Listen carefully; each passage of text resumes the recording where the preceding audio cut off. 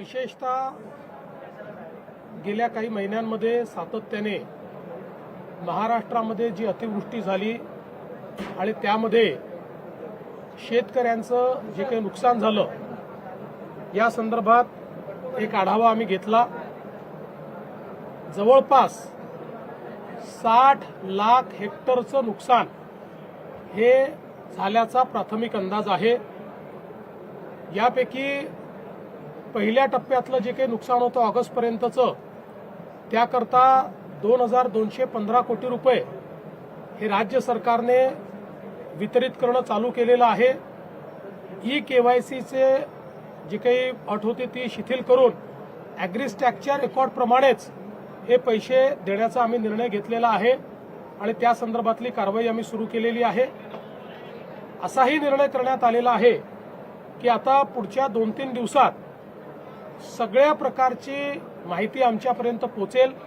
काही ठिकाणी पाणी असल्यामुळे योग्य प्रकारचं असेसमेंट घेता येत नव्हतं आणि म्हणून त्यांना अधिकचा वेळ आपण दिलाय।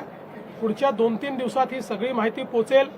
त्यानंतर शेतकऱ्यांना करावयाची मदत असेल, जी खरडून गेलेली जमीन आहे त्याच्याकरता करायची मदत असेल, विहिरींच्या संदर्भात करायची मदत असेल, घरांच्या संदर्भातली मदत असेल, तातडीची मदत जी आपण सुरू केली आहे त्या संदर्भातले निर्णय असतील, वेगवेगळ्या प्रकारे ज्या ज्या प्रकारचं नुकसान झालेलं आहे त्या सगळ्या नुकसानाच्या संदर्भात एक कॉम्प्रिहेन्सिव्ह पॉलिसी तयार करून आणि ही सगळी जी काही मदत आम्ही करणार आहोत ही पुढच्या आठवड्यामध्ये त्या संदर्भातली घोषणा आम्ही करू आणि शक्यतोवर आमचा प्रयत्न आहे की सगळी मदत ही शेतकऱ्यांना दिवाळीपूर्वी त्यांच्या खात्यामध्ये मिळाली पाहिजे अशा प्रकारचा प्रयत्न आम्ही करणार आहोत। तसाच निर्णय मंत्रिमंडळाने घेतलाय। दुसरं मंत्रिमंडळाने हाही निर्णय घेतलेला आहे, सातत्याने ओला दुष्काळाची मागणी होत असते पण मॅन्युअलमध्ये ओला दुष्काळ कुठेही नाही, आजपर्यंत कधी ओला दुष्काळ जाहीर झालेला नाही।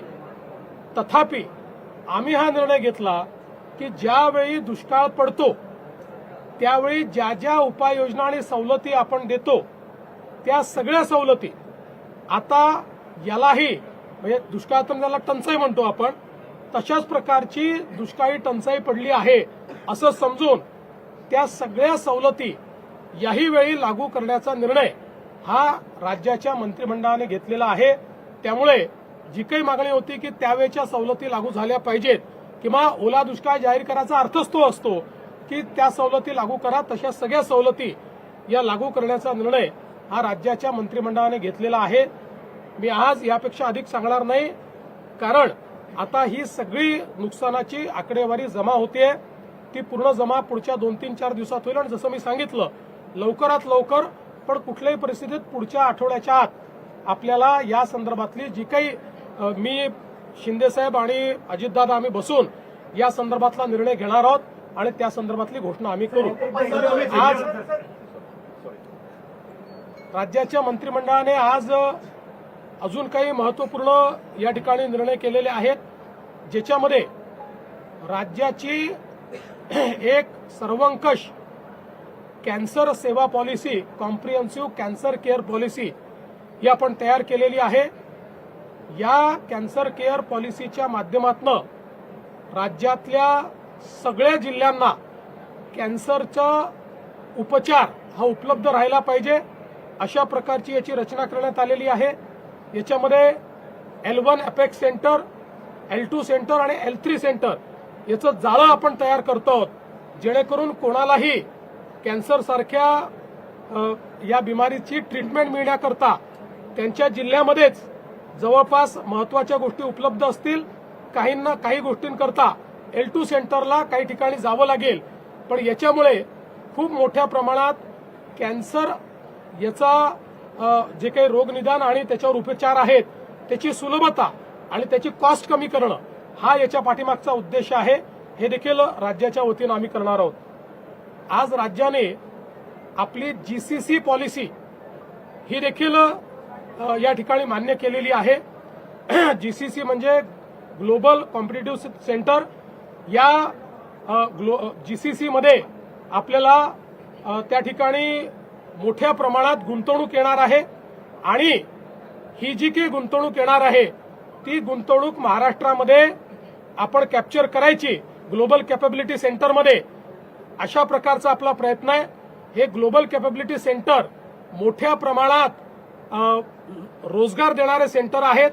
ज्या प्रकारे मागच्या काळामध्ये बीपीओंनी आपल्याला खूप मोठ्या प्रमाणात रोजगार दिला, तसंच आता हे ग्लोबल कॅपॅबिलिटी सेंटर्स जीसीसी रोजगार देणारे आहेत.